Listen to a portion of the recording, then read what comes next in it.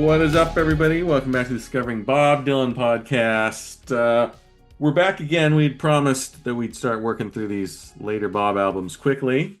That was a lie. So here we are, 2 months or so later. We're gonna attempt to follow up the timeless Christmas in the Heart. I don't know how we're gonna do it, but we will give it our best shot. Talking about Bob's 35th album, released in 2012. We are in the teens? Yeah, we are in the teens. It's crazy. Tempest. It is just Tempest, not the Tempest. I caused some confusion. We can talk about that in a little bit. But Dylan, how the hell are you? Ready to get into another decade of Bob Dylan talk? Couldn't be more thrilled. And I appreciate you acknowledging the impossibility of truly following up Christmas in the Heart. But that's not what we're here to do. Bob never really tried to, uh, you know, go back and recreate any former glory. He trudged ahead, and that's all we can do. And I have faith in our ability to do that. Tempest, it's a weird one. It's an interesting one. It was one I was aware of, but I really didn't know what direction Bob was going to go in after Christmas in the Heart. I feel like if Christmas in the Heart wasn't there, I would have more of an idea, but like that just throws off the scent completely.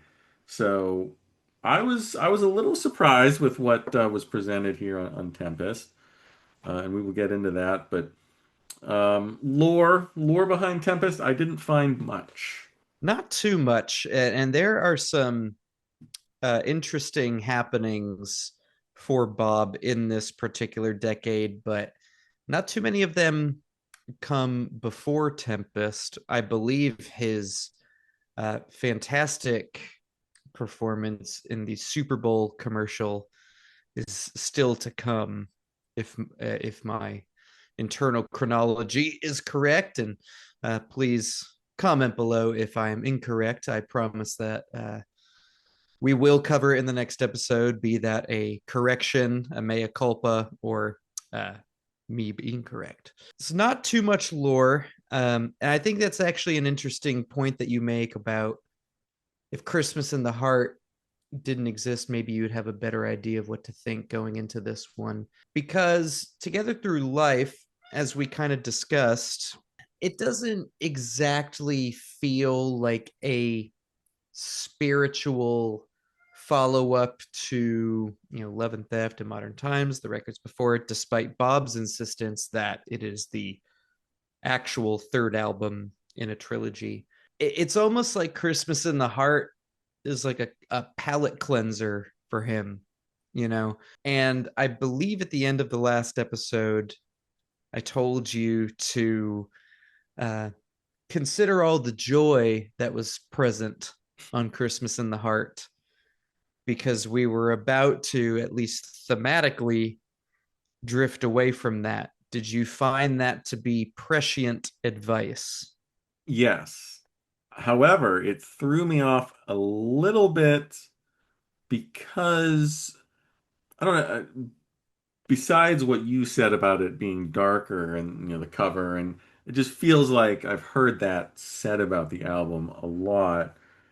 I was a little surprised at the musical direction, and we can get into that a little bit later. Again, we're pushing all, we're just shoving Yeah. everything later. But when I put it on and I heard Duquesne whistle, I was like, wait, this is not what I was expecting. This is very jaunty. So lyrically, however, the album, yes, dark and bloody. Did you happen to? I think I asked you or told you to watch the music video for Duquesne Whistle. Did you do that? You know what? I did not. I read about it. I read the plot, but I Oh, did not brutal. actually. I Well, wish I had seen it because it sounds great. It sounds exactly up my alley. I mean, spoiler alert for anyone out there watching who has somehow not seen it, but I'm very disappointed to know now that you have not seen Bob Dylan star alongside a man in Gene Simmons makeup in one of his videos. It is truly fantastic. But yeah, I Duquesne Whistle is a really funny, I guess, if you have the expectation of it as this very dark and bloody album, maybe not the exact thing that you're expecting. It's funny because around this time, back in 2009, the year that Together Through Life and Christmas in the Heart came out, I remember Charlie Sexton came back into his touring band. Now, Charlie Sexton was a part of the Love and Theft band. I believe he originally started touring with Bob in either 99 or 2000, somewhere around that area. Left the band in '02. You know, him and Larry Campbell had been an incredible two guitar attack. And it kind of felt like it almost became a polar opposite situation of sort of what Bob had been dealing with in the '80s and to some degree the '90s, where he had to keep turning towards these other people who he hoped could help him, you know, maybe reclaim some former glory or whatnot. And now Bob was riding this intense high. And, you know, I think I told the story in the Together Through Life episode where I saw him that year at a show in Boston playing I Feel a Change Coming On. And it almost felt like this, not like he himself was being self celebratory, but it just felt like this unintentional celebration of him and everything that Bob Dylan was and everything that he meant, almost like this victory lap after this last decade of reclaimed glory. And Charlie Sexton was there. And it was sort of the first time where instead of Bob needing to go to someone else, someone actually coming back to Bob and, you know, wanting to be involved with him again. And so that I think also kind of makes the material on this record all the more interesting because, again, you assume that this guy's just in a good place. And how can a guy in such a good place make a record like this? And I guess we can get into it. I mean, what are your impressions of this record? Well, I was thrown off, like I said, with the jauntiness of Duquesne Whistle kicking things off. I was expecting more murder, and I think I was expecting a little darker tone as far as music goes. And this one was recorded with Robert Hunter, who co-wrote, co-written with Robert Hunter. So maybe that has something to do with the lightness of it. It's kind of like hobo railroad music, very natural sounding.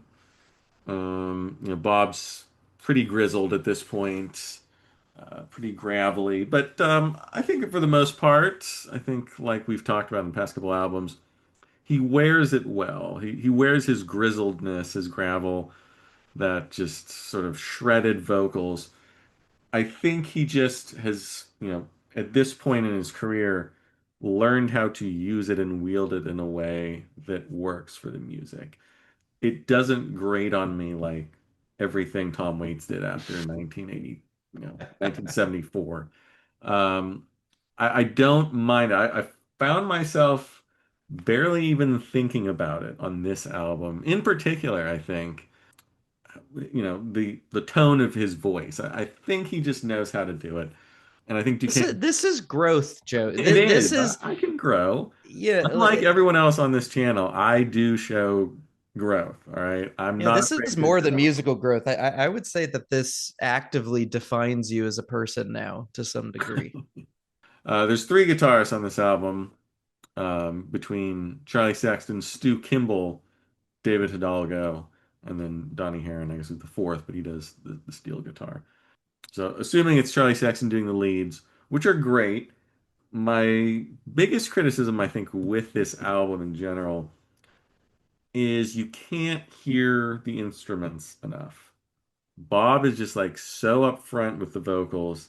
Like I can hear this cool stuff going in the background between the guitar licks and some great organ work as well.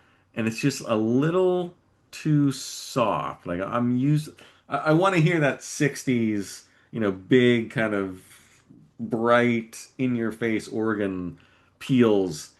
And it's just kind of, it's like dancing in the background, and you just kind of want to bring it up a little bit to hear what's going on because there's some very cool stuff.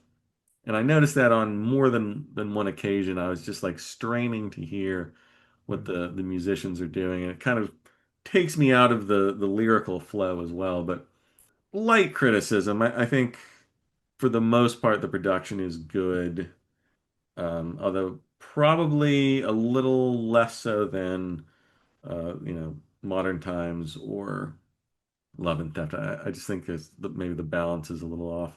I'd agree with that. Yeah. Oh, excellent. But musically, I think it's very nice sounding, very pleasant. So Duquesne Whistle, a very fine opener. Then another one that kind of takes me back to Love and Theft and Modern Times, and I'm thinking at this point, okay, so here's the third in the trilogy. Forget, Mm. forget what was the 97? Together Through Life. Yeah, forget Together Through Life. Most people do forget it. Yeah. Right, yeah. Christmas in the Heart obviously doesn't count. And even Time Out of Mind, I think doesn't sound and have the same feel. This to me feels like the third, which I was not expecting. I kind of thought with Together Through Life being proclaimed by Bob as the third, okay, a new direction here. But I think for the most part, he's kind of in the same zone as he was, maybe a little bit. I don't know. I'm not like studied enough in the early American music styles to know like exactly where the differences are between this one and those. But I will say track number two, Soon After Midnight, is very country, almost like Patsy Cline, like pre-rock and roll sounding, one of those ballads, almost like crooner.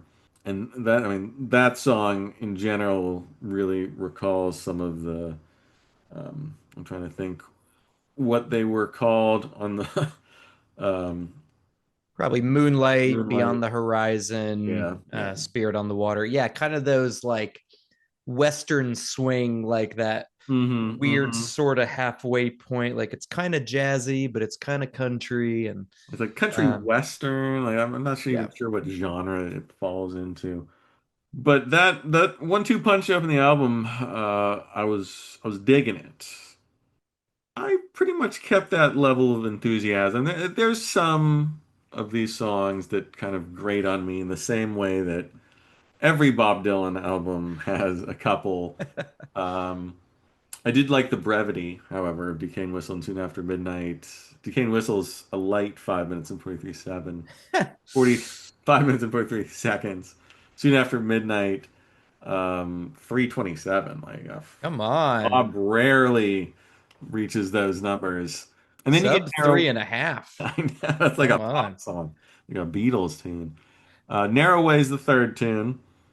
This is a little crunchier guitar, but it's very basic, kind of, blues progression.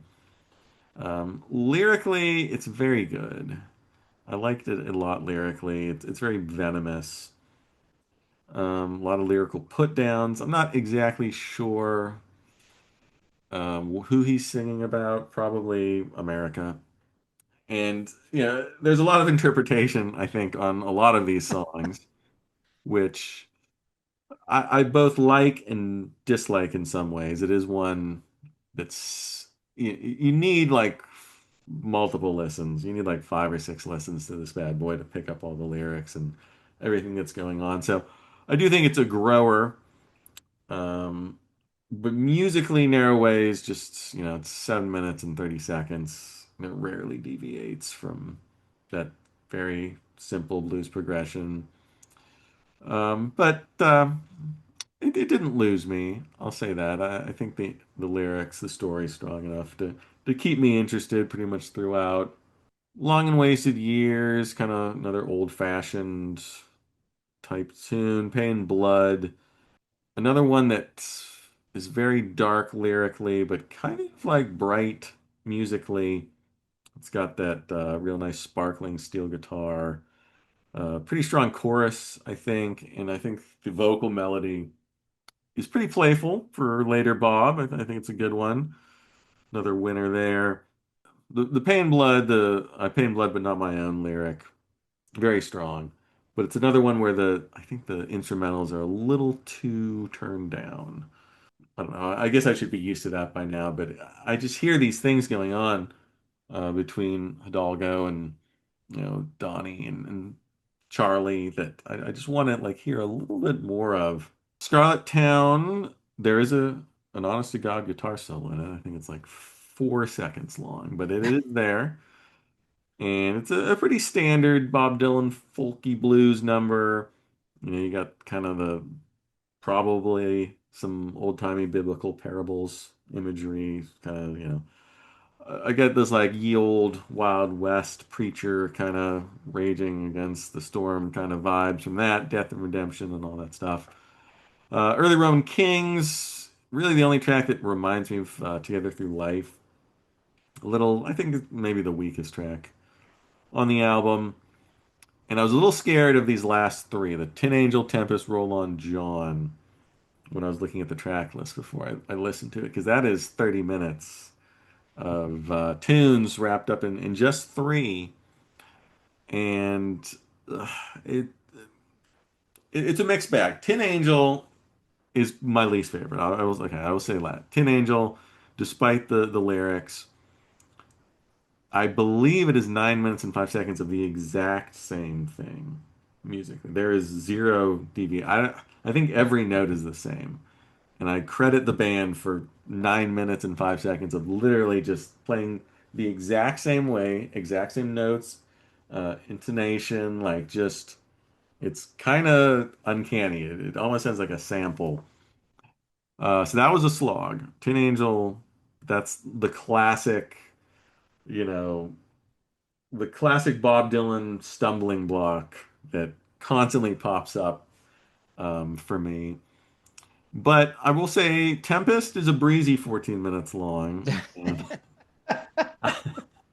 I, for whatever, I mean, whatever reason, I think maybe the story, and I guess it's based on the Carter family's interpretation of the sinking of the Titanic, is what I read, Yep. which is just Yeah, outlandish. known Leonardo DiCaprio fans, the Carter family. I don't know why it's called Tempest. I guess I don't know. I honestly don't know why it's called Tempest because Titanic hit an iceberg. There was no storm involved. So, I once knew, hmm, and of course now I cannot remember off the top of my head. So, we're just, every now and then I think it's nice to let people in the comments have their moment to shine because, we'll call a spade a spade. You and I are extremely intelligent and good looking and often correct about most things. I'm struggling to think of many times off the top of my head that I've ever made a mistake in any facet of my life. But every now and then we decide to humor the masses and portray ourselves as mortal. So let us leave this in and give people time to shine. absolutely. Yes, leave what the answer is in the comments if you're watching. I also like the 3/4 country waltz time feel of Tempest. That always that buys you like 4 or 5 extra minutes if you throw in some 3/4 times. And then it ends quite lovely with Roll On John, which is a real nice paean Pay on. to John Lennon, which I was not expecting at all. Because I feel like I should have heard about this song, and yet I've never heard it mentioned in my entire life. And it's quite a touching little number. He throws in some lyrics and some of the song titles that John Lennon came up with, A Day in the Life, a couple others, and it feels more emotional. I mean, sometimes when Bob Dylan's singing, when he's singing about the sinking of the Titanic by way of the Carter family, sometimes I don't get the emotion from that. It just feels like sort of a rote storytelling exercise.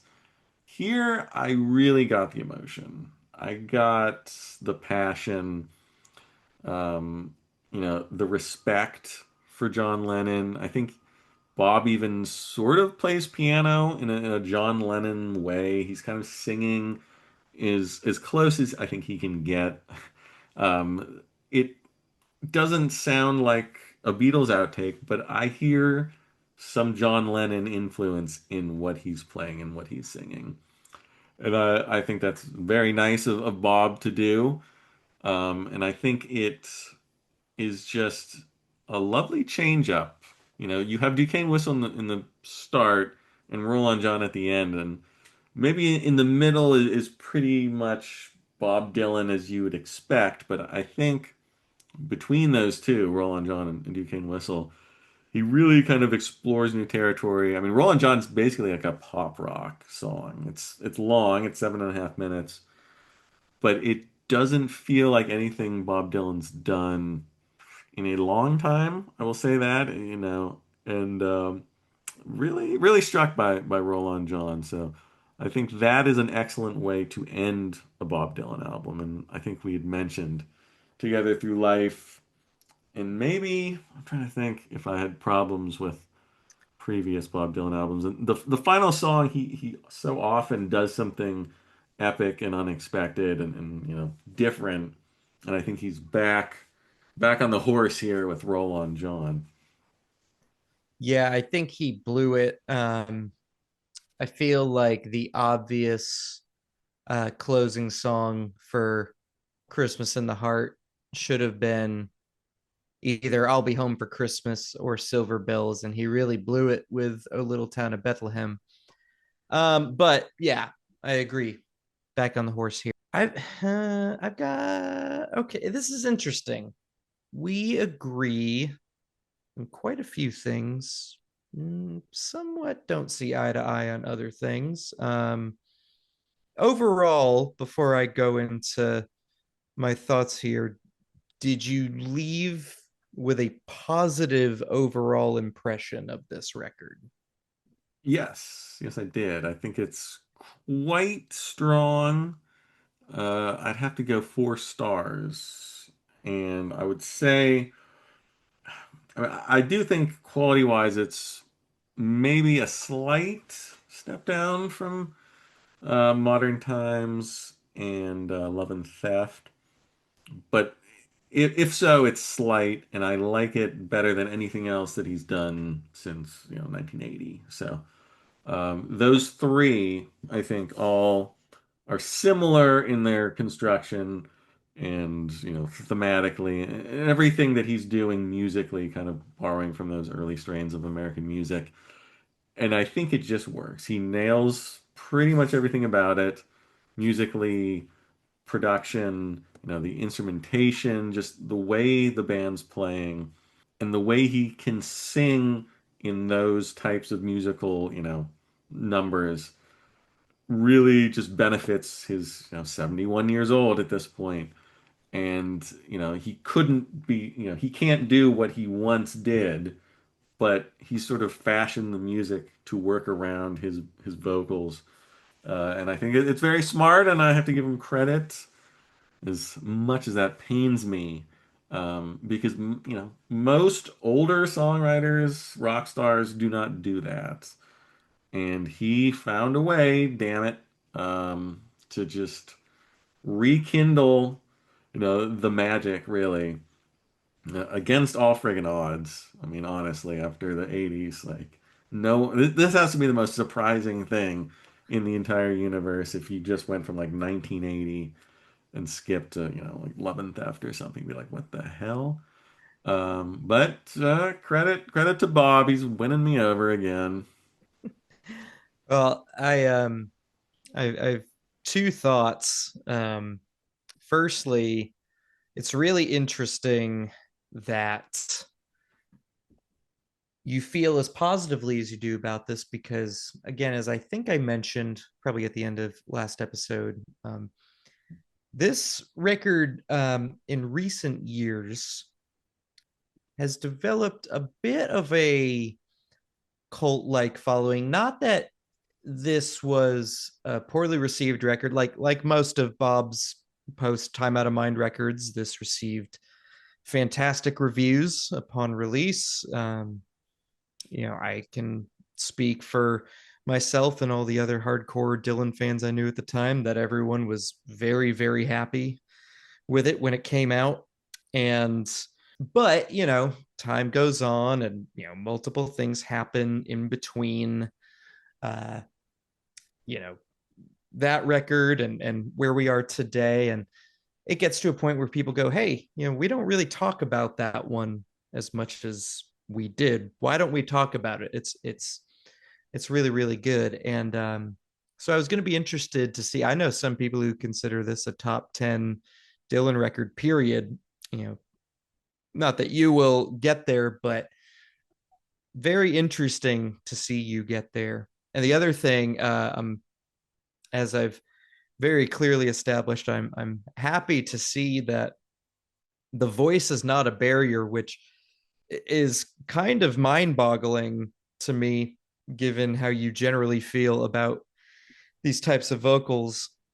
And I have to give a shout out um, to our friend Shane, who is a regular on the Taste Like Music Discord, which, if you're not already a part of, what are you doing? All you have to do is donate $1 a month to the Patreon in the link below. Support all the content that Joe and Jason are busting their asses to create. And then you can come, you're busting your ass to create it. And then you can come and talk with us all day, every day. And it's so fun. We talk about music and movies and sports and life and everything. And Shane, one of my favorite people, she's probably watching this right now. Love her to death. But she said a few months ago, I love Tempest. He sounds like a demon on that album. And I had to respond to her and say, I'm fighting every day of my life to make Joe like Bob Dylan more. And you're just saying shit like this willy nilly. I mean, very, very uncouth of her.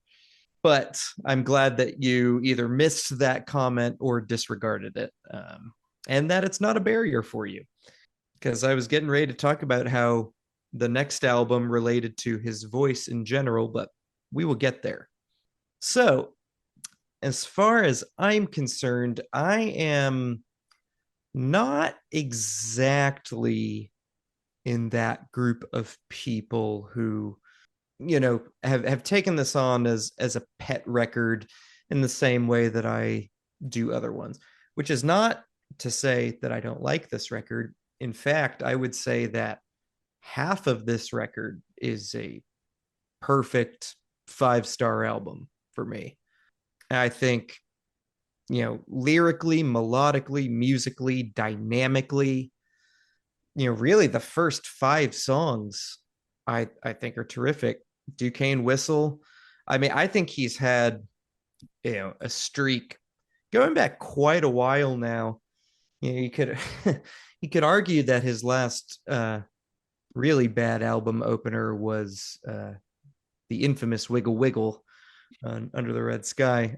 But really, especially the 21st century streak of album openers has been fantastic. And Duquesne Whistle continues that. One of the most varied arrangements that he's had in a while. And it's kind of funny. I think it's more varied than anything off of Together Through Life. And that's ironic because it was co-written with Robert Hunter, who co-wrote most of Together Through Life with him. But just a fantastic song. I love the way it sort of opens with the lo-fi passage before it shifts into the bigger full band sound. And I think I agree that I don't think it's as sonically rich as Love and Theft or Modern Times. I would say Time Out of Mind. I know you would disagree with that, but I still do think it sounds good in general. And what I love about Duquesne Whistle is just the way that it really, really glides along, and it's quick moving. It's a real toe tapper, if you will. Um, but the bass is nice and thick without being overly boomy. I think the brushes on the drums are just enough to, not have them overtake anything, but give it the movement it needs. I love all the little sort of musical interludes with it. Um, yeah, really, really great tune. And then segueing right into Soon After Midnight. I agree, just a beautiful lilting ballad. Probably his best vocal on the record too. Not a whole lot of rasp on that guy. Yeah, definitely continues that sort of moonlight behind the rise. He just does this Western swing so well. And then, God, Narrow Way is so cool because genuinely another one of those songs where if you didn't tell me it was 7.5 minutes, I wouldn't know, just because it's so unrelenting, both the slide guitar figure and the lyrics on Narrow Way. I mean, I don't remember the last time he was this grisly and gruesome and pointed. There's other songs, on the last few albums where he kind of gets into the sort of mean old blues man sort of realm. But here he's really laying into it with the lyrics even more and putting his spin on it, and it works so well. And contrasted with Long and Wasted Years, again, this wonderfully reflective tune. And much like Duquesne Whistle, the dynamics on that tune, I love the way the riff in Long and Wasted Years kind of almost like keeps falling over itself before they tighten up for when he starts singing during the verses. Just expert songwriting, and not even just lyrically, musically as well. And it culminates in my favorite song on the record, which is Pay in Blood. Just an absolute killer tune, a borderline top 50 Dylan song for me, if not in there. Just so many great one-liners in there. Um, I got something in my pocket that'll make your eyeballs swim. I got dogs that could tear you limb to limb, circling around the southern zone. I pay, and just the line, I pay in blood, but not my own, is one of the most devilishly badass lyrics he's ever written. And what's the other one that I've always really loved? Yeah, how I made it back home, nobody knows, or how I survived so many blows. I've been through hell. What good did it do? My conscience is clear. What about you? He's just so friggin' cool. He hasn't lost a single bit of that coolness, and nice suspended major key figure going throughout those verses before it tightens up on this kind of syncopated minor key rhythm right before the chorus hits. Again, the dynamics, not to overuse the word, but musically, the actual volume, a plus stuff. Like I said, it's a 5-star album, but there's also the second half of the album. And I don't think that any of these tracks are bad. And I enjoy a few, lyrically, especially Scarlet Town is fantastic, and a nice arrangement and figure overall. If I really wanted to be insufferable, I could say that I really liked the 2011 or the 2018 live performances of it in particular, but I'm not going to say that. But if you wanted to look up like the 2018 performance in Buffalo, New York, you could, but I'm not going to say that. And same thing, early Roman Kings, lyrically, just fascinating stuff. But I think where I kind of get stuck with the second half is that all 5 of them, you mentioned Tin Angel, which actually I agree, my least favorite track on the album. Certain verses are really interesting standout. It's not a poorly written song necessarily, but you're right. 9 minutes of not just the same thing over and over again. It's literally one chord, and you got that cool little bass line behind it. But the whole second half is like that, very stagnant arrangements. And none of them are on the melodic level of the first five tracks. So to me, it's just sort of ultimately lends to a demanding listen. And listen, I mean, there are God knows how many unbelievable songs throughout Bob Dylan's career that don't vary much, if at all, from a uh, melodic or arrangement standpoint. So obviously it's not a deal breaker, and I think you have to enjoy being challenged in order to be a Bob Dylan fan. I'm not averse to that, but five tracks in a row on the second side, all but one of them over 7 minutes long. And again, none of them, in my opinion, really rising to the melodic or even if some of the tracks on side one and honestly, only Narrow Way and Long and Wasted Years are the ones that are stagnant, but those ones don't feel as demanding.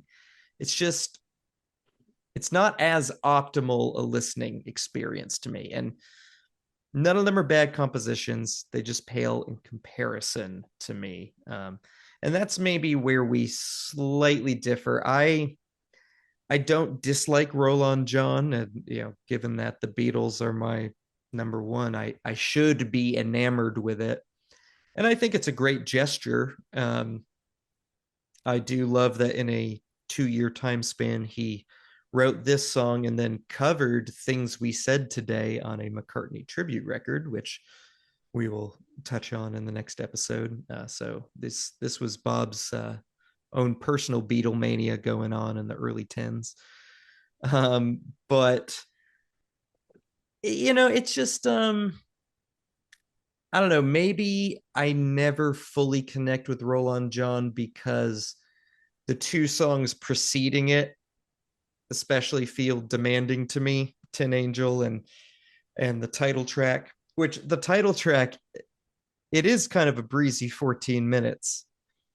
It is still 14 minutes, and he has longer songs that I like more than this one, but it's so absurd that he is talking so brutally about this horrible disaster, and then he's just bringing Leonardo DiCaprio into it. To me, so much crazier than the Alicia Keys shout out in Thunder on the Mountain. To me, it just doesn't always hold together, I think, as a complete listening experience. I think the musicianship is consistently solid. I think the songwriting is extremely strong all the way through. For me, it's just not upper echelon, but overall, still damn good. I would probably have it at a high 3.5 stars, maybe a low 4. I don't know. When we get to our ranking, I'll be. I listened to it again this last week. I wasn't thinking in terms of numbers, but I'll listen again when we do our ranking. Okay, well, a little surprised at that score. I'm not gonna lie. I thought we'd be solidly in the 4-star range. But that is interesting. You like it better than Together Through Life? Yes. Okay. Yes. Which, yeah, Together Through Life is probably a 3.5. I guess that's probably, Ah, for well, these like, little nuances, and but yeah, well, it's like if I think of the first five songs as a 5-star record, and then the second half is like a 3.5 star. I guess that turns out to, I think what we're realizing here in real time is that the absolute best way to judge and criticize music is to put an arbitrary number score to hmm it. hmm Um, that's all that really matters, is what number you come up with. Right. That's why we're here. We're just That's showbiz, baby. So well. I mean that's interesting. Tempest, again, I really haven't heard much talk about it.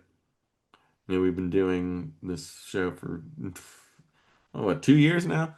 Uh, and Tempest is one of the few that just people don't seem to bring up often.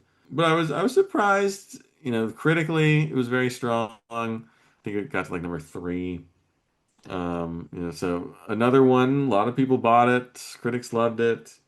It just doesn't seem to have held up, at least in, I don't know about amongst Dylan fans. Apparently there's a crazy sect for every single album, but amongst the common man, the music fan, I just don't hear this one talked about very often. So I was pleasantly surprised though with what we heard here.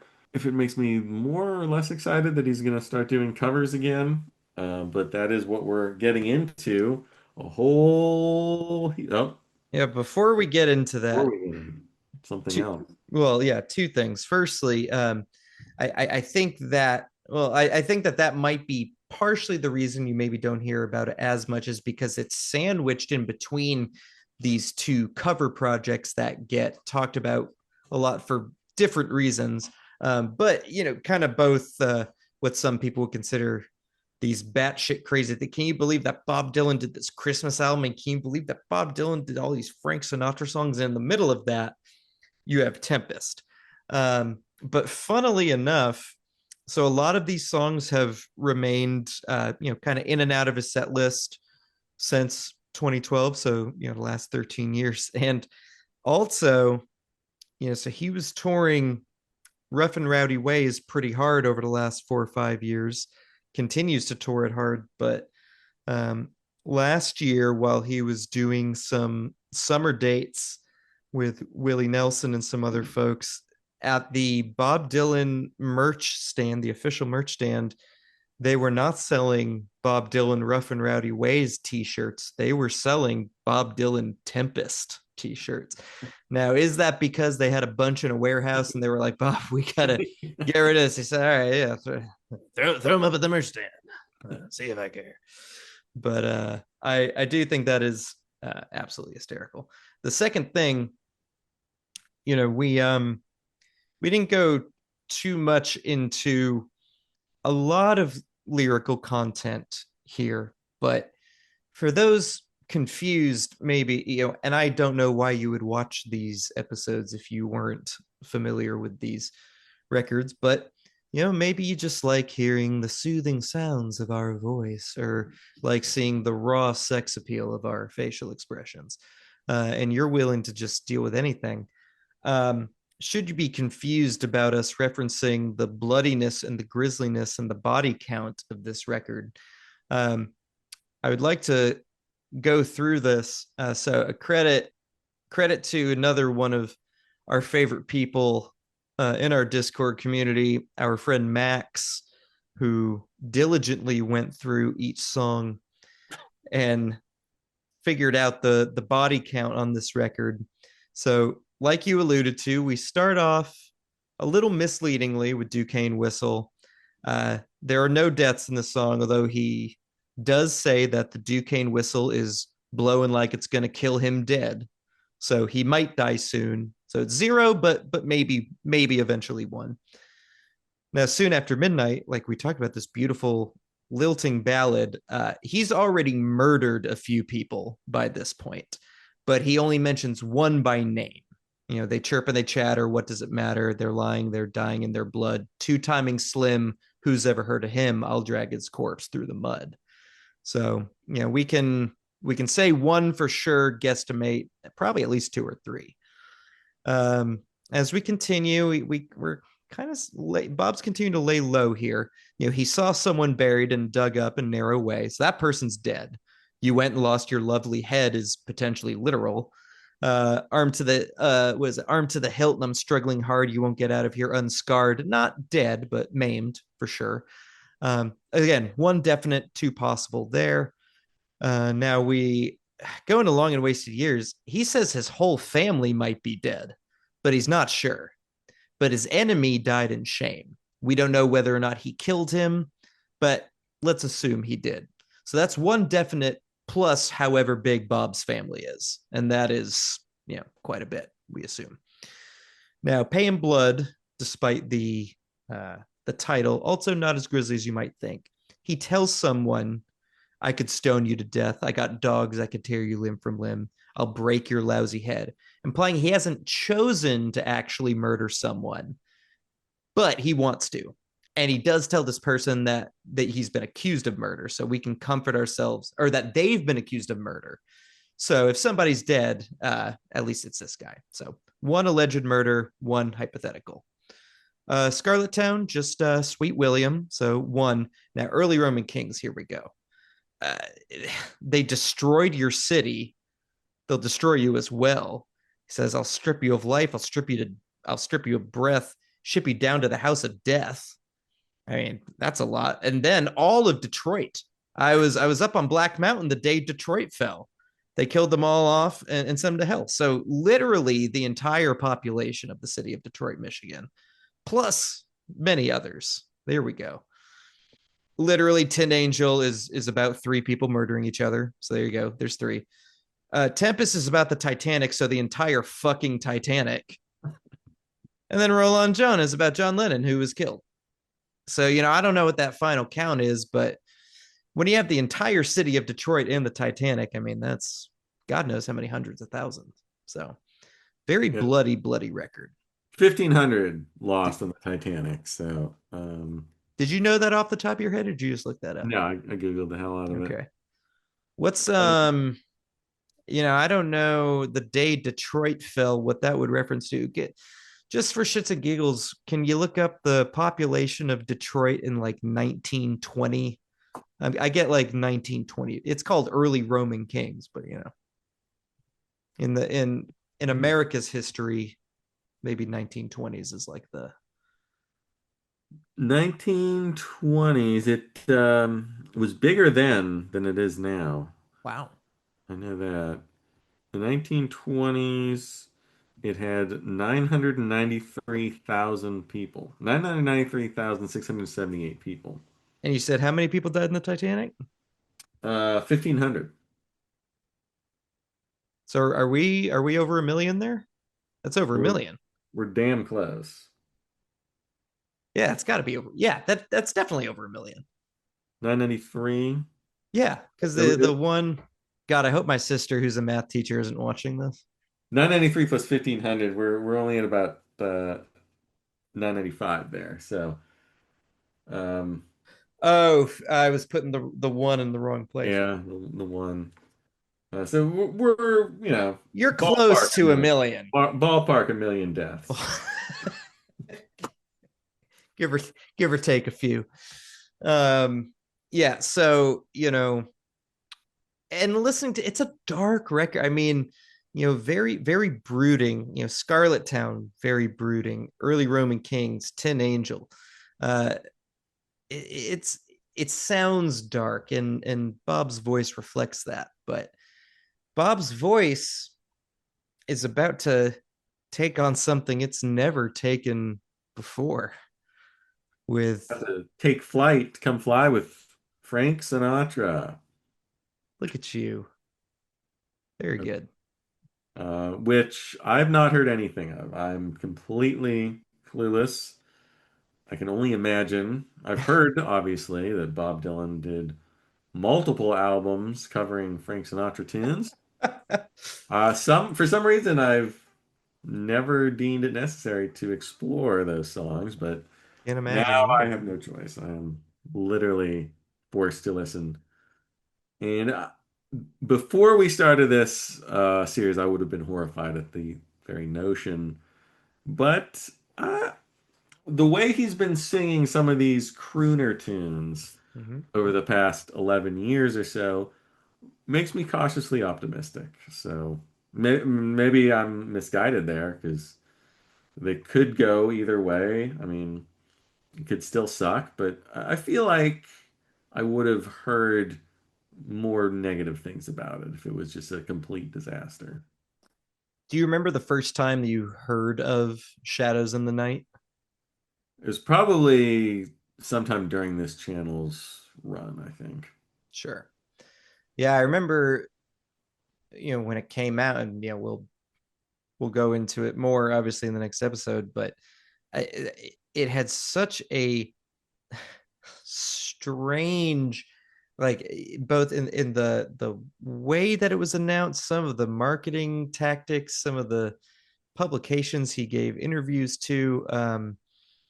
I mean, it was as strange as the concept of Bob Dylan doing a Frank Sinatra covers record. But I agree with you that, especially, it probably shouldn't have seemed as crazy as it did at the time.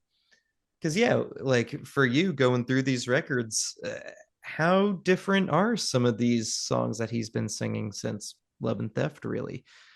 So I'm happy to hear that you are going into it with an open mind. Dare I say optimism? A little bit Okay. of optimism. Okay.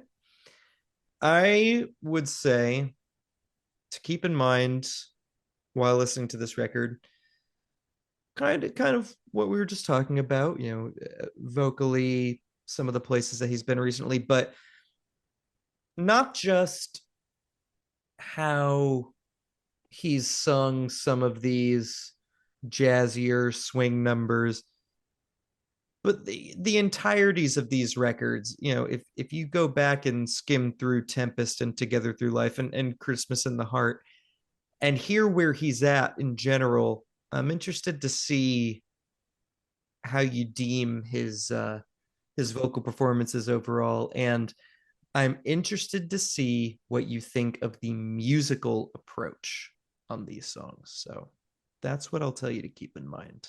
Now, the good thing about, I think, Shadows in the Night, as far as I know, is it's only a single CD, single album, correct? It's not three albums worth, which seems a little mind-blowing that he would do that. That's later, though. We'll get into triplicate later. So we have a nice, tight, single album to look forward to in Shadows in the Night. Frank Sinatra covers. Who knows? Who knows how this will go? But I am looking forward to it. And I think that's all for Tempest. I think it's a fine album. I'm glad I listened to it.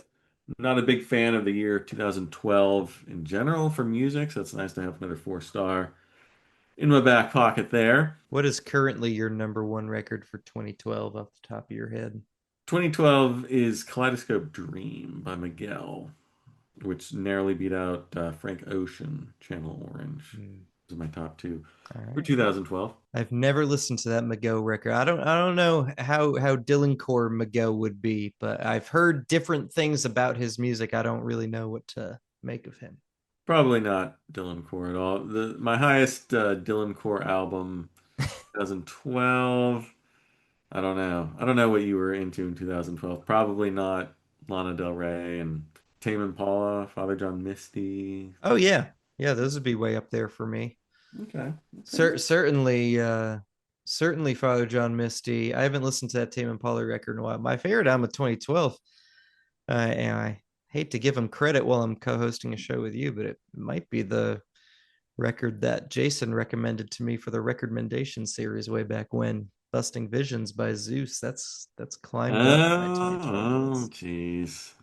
Yeah. I don't like where this episode's going. I might just cut this whole part out, actually. But that's it. We no more deviating into 2012. We're done with that. We're moving on. Shadows in the Night, 2015, a year I happen to like a lot. And I'm interested. Frank Sinatra, Bob Dylan, the classic combination, chocolate and peanut butter, right there.